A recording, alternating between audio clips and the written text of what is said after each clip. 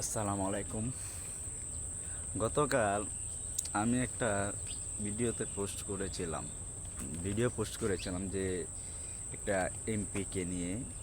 এমপির নাম গতকাল আমি জানতে পারি না কি সঠিক, কিন্তু জেনেছি সে একজন এমপি, কিন্তু কোথাকার এমপি সেটাও আমি জানতাম না।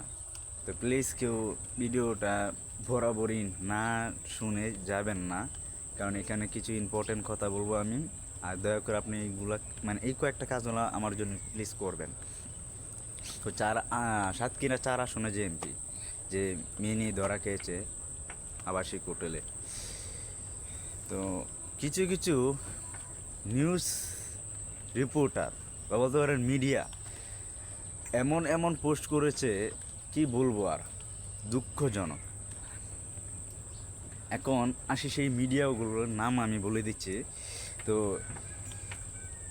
নিউজ কি বলছে যে নাকি সাতক্ষীরার 4 আসনের এমপি তার স্ত্রীকে নিয়ে হোটেলে গিয়েছে, আর কিছু কিছু মানুষ তাকে গুজব ছড়িয়ে মানে তাকে বিভ্রান্ত আর ধন্যবাদ জানাই প্রথমে বাংলাদেশ জামায়াত ইসলামীকে, যে তারা সাতক্ষীরা 4 আসনকে বহিষ্কার করার জন্য।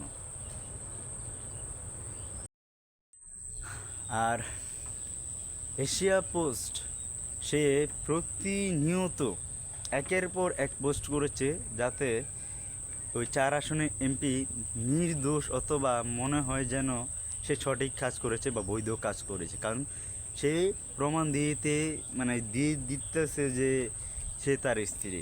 সে কখনো কাজের কাছে গেছে, কখনো তার বউয়ের কাছে গেছে, কখনো তার বাবার কাছে গেছে এই বিষয়টাকে সঠিক তদন্ত সঠিক তথ্য দেওয়ার জন্য। কিন্তু তিনি জানেন না যে সঠিক তথ্য দিতে গিয়ে তিনি ভুল করেছেন, অনেকগুলো ভুল করে ফেলেছেন। আবার নিউজ মিরর সেও একই একই কথা বলছেন। এদিকে আবার এইচডি বাংলা সেও সেম কাজগুলোই করেছেন। তো আমি মেনে নিচ্ছি তাদের বিয়ে হয়েছে। তো একবার মেয়ের বাবার কথা শুনে দেখেন, মেয়ের বাবা কি বলছে। প্রিয় দেশবাসী, গত 13ই জুলাই এমপি সাহেবকে নিয়ে যে ভিডিও এবং ছবি ইতিমধ্যে ফেসবুকে পোস্ট করা হয়েছে, তার তীব্র প্রতিবাদ এবং নিন্দা জানাই। এটি সম্পূর্ণ সামাজিকভাবে হেনস্থ করা ছাড়া আর কিছুই না। গত 17ই জুন রোজ মঙ্গলবার আমার বড় মেয়ে মরিয়ম আক্তারের সাথে তার বিবাহ বন্ধনে আবদ্ধ হয়। সেখানে তার বড় স্ত্রী সহ আমরা সকলে উপস্থিত ছিলাম। আর বিশেষ করে ভিডিওটি ভালো করে লক্ষ্য করবেন, মেয়ের বাবা কোন কোন দিকে তাকাচ্ছে, আবার কোথায় ভিডিও করছে। আর ওনার তাকানোর ভঙ্গিতে মনে হয় যে উনি একজন, ওনার তাকানোর ভঙ্গিতে মনে হচ্ছে যে উনি পাশের উপরে থাকা একটি কাগজে যার লেখা আছে, স্ক্রিপ্ট লেখা আছে, তিনি শুধু উটগুলা পড়ছেন আর ভিডিও করছেন। উনি কিন্তু একবারও ক্যামেরা দিয়ে তাকাননি। আর আবার মেয়েটাও ভালো করে ভিডিও করে লক্ষ্য করে দেখেন, মেয়েটাও ওই পাশে থাকা একটি স্ক্রিপ্ট পড়ছে আর মাঝে মাঝে ক্যামেরার সামনে চোখ এনে বুঝাতে চাচ্ছে যে সে প্রকৃতভাবে কথাগুলো বলছে। 13 জুলাই আমার স্বামী গাজী নজরুল ইসলাম তার 2 স্ত্রীকে নিয়ে ঢাকায় মগবাজার আমার বাবার অফিসে যান। এটি ছিল সম্পূর্ণ পারিবারিক একটি সফর। সেখানে পরিকল্পিতভাবে একটি অনাকাঙ্ক্ষিত পরিস্থিতি তৈরি করা হয় এবং পরে আমাদের স্বামী স্ত্রীর ব্যক্তিগত ভিডিও ছড়িয়ে আমাদেরকে হেনস্থ মানহানি করা হয়। এখানে মেয়ে এবং মেয়ের বাবা দুজনকে আমি দেখছি স্ক্রিপ্ট পড়ে পড়ে তারপর ভিডিও করছে।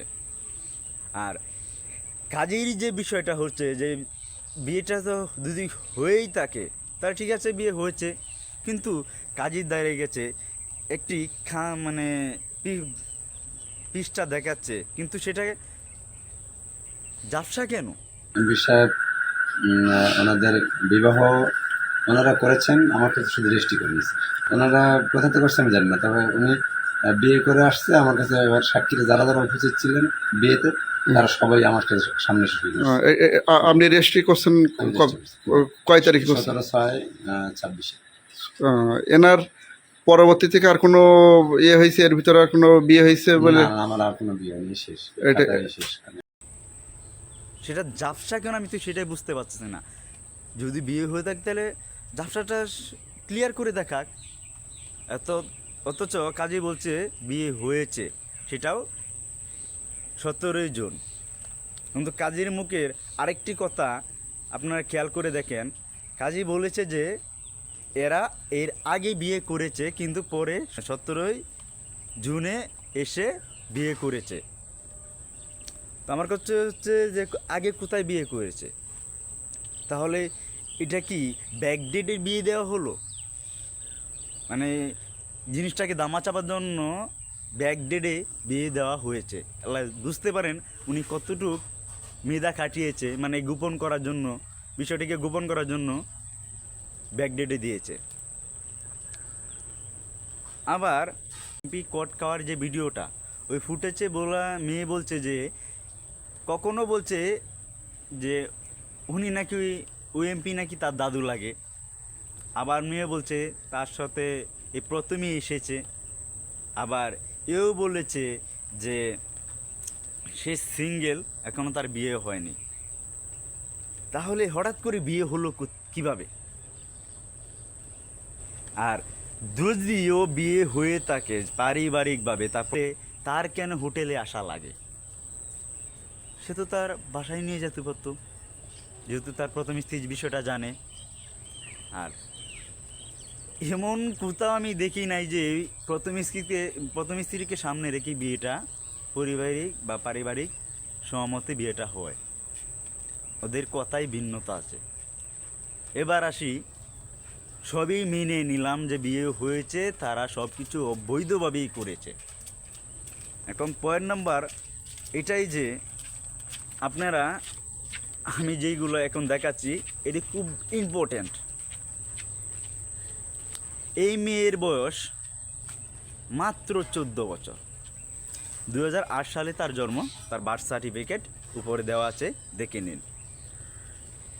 আর বিয়ে হয়েছে এটাও মেনে নিলাম, কিন্তু উনি একজন এমপি, উনি তো বাংলাদেশ সংবিধান হিসাবে জানে যে মানে বাংলাদেশে 18 বছরের নিচে যদি বিয়ে হয় তাকে বাল্যবিবাহ বলা হয়। আর যদি কোনো মেয়েকে শারীরিক সম্পর্ক করা হয়, 18 বছর নিচে যদি কোনো মেয়ের সাথে শারীরিক সম্পর্ক করা হয় তাহলে সেটা হয় ধর্ষণ। যদি মেয়ে সেটা স্বেচ্ছাও করে থাকে তাও সেটা ধর্ষণ, কারণ 375 দ্বারা তা সকল বিবরণ দেওয়া আছে, যেটা 375 দ্বারা উপরে দেওয়া আছে। আর এবার আসি বাল্যবিবাহ বিষয়ে। 2017 সালে আইনে 8 নম্বর ধারায় যদি কেহ বাল্যবিবাহ পরিচালনা করে থাকে তাহলে 8 ধারায় তা সকল বিবরণ দেওয়া আছে, তাকে 2 বছর জেল এবং কি 50,000 টাকা জরিমানা। আর যদি সেটা পারিবারিকভাবে করা হয়েও থাকে তাহলেও বাংলাদেশ 17 আইনে 9 ধারা ওই পরিবারেই বা যারা অভিভাবক আছেন, যারা বিয়েটা দিয়েছেন তাদেরকেও 2 বছরের জেল, 50,000 টাকা জরিমানা উপরে এটা দেওয়া আছে। ভালো করে দেখে যাবেন প্লিজ। এখন আমার হচ্ছে যে এই কথাই যে বাইরে মিডিয়া তোমরা জগতে তোমরা হচ্ছে জনগণের বিবেক, তোমরা যদি এই গুজব ছড়াও তাহলে হয় কিভাবে? তোমরা জনগণের বিবেক হয়ে যদি গুজব ছড়াও তাহলে তো হবে না রে ভাই। তোমরা বিষয়টি কি আগে ভালো করে তদন্ত করো, বিষয়টা কি, তারপর জনগণের সামনে সেটাকে তুলে ধরো। আর আরেকটা বিষয় হচ্ছে যে সাদা কাপড় পরলেই কিন্তু মানুষ ভদ্র হয় না। যেমন কয়লা ধুলে ময়লা যায় না, সাদা কাপড় পরলেও আর টুপি রাখলে কেউ হুজুর হয় না। আপনাদের কাছে এটা অনুরোধ থাকবে যে আপনারা বিষয়টাকে ভালো তদন্ত করে তারপর আপনার ভিডিওকে মানুষের কাছে ছড়িয়ে দিবেন। আজকের জন্য এখানেই সমাপ্তি। খুদা হাফেজ।